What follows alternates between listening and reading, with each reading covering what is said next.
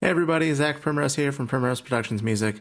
Just got a quick video for you today. I just wanted to show you guys the importance of putting new strings on your guitar and bass. We're actually gonna do the guitar at a later date in a different video. Today we're gonna focus on the bass. And I was working with a band the other day, and their bassist brought in a bass, and the strings on it were probably 20 years old. They've probably been on there as long as he's had that bass, which I don't know why, but bassists have a real habit of not changing their strings.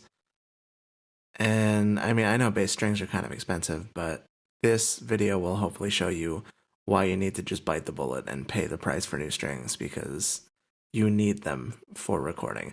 And I'm going to show you why. So here we have a bass track, and we started recording it with his old strings. You know, I didn't want to be rude. I didn't want to be like, those strings are old as fuck. You need to change them right now. So we gave it a shot, and we set a tone, and we recorded. And this is the track with his old strings.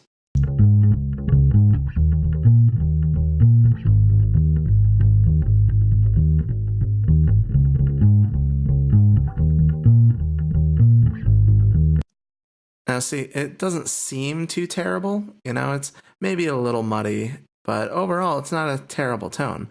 But when we put it into the whole mix, let's look what happens.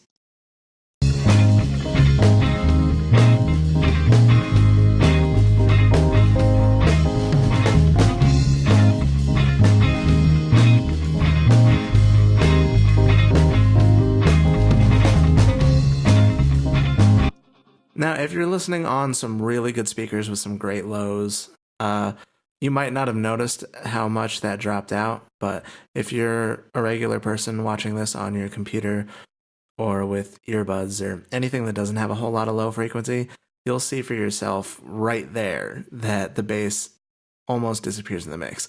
And actually, I have it cranked pretty high in the mix right now. So I'm going to drop this and I'm going to set it to where I would normally have it in the mix.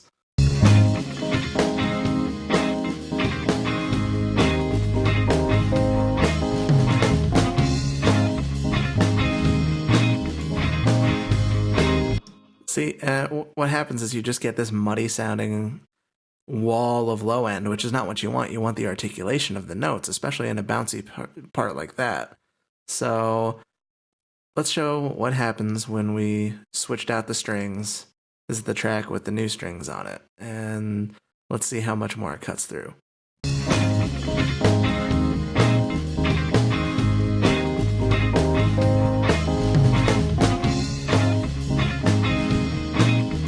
Now, this is a different track. This was actually recorded slightly quieter than the old strings were, and I'm not sure why. I think he turned down the volume on his guitar a little bit because we used the same settings on the amp and the preamp and everything, and it's obviously the same settings in the DAW. So I'm going to turn this back up a little bit.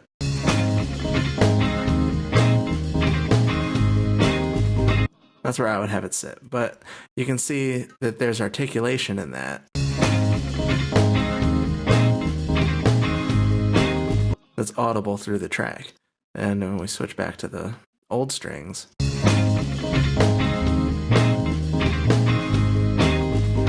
it just kind of gets muddy in there. One more time to the new.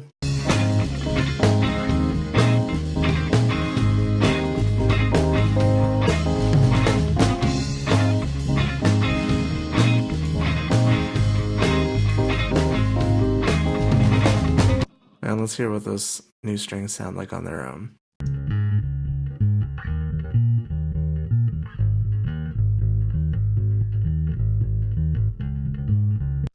Now that's a very different tone than the old strings.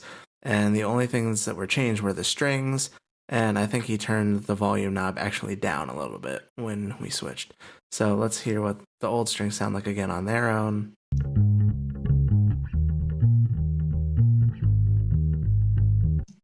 Very, very muddy. And back to the new strings.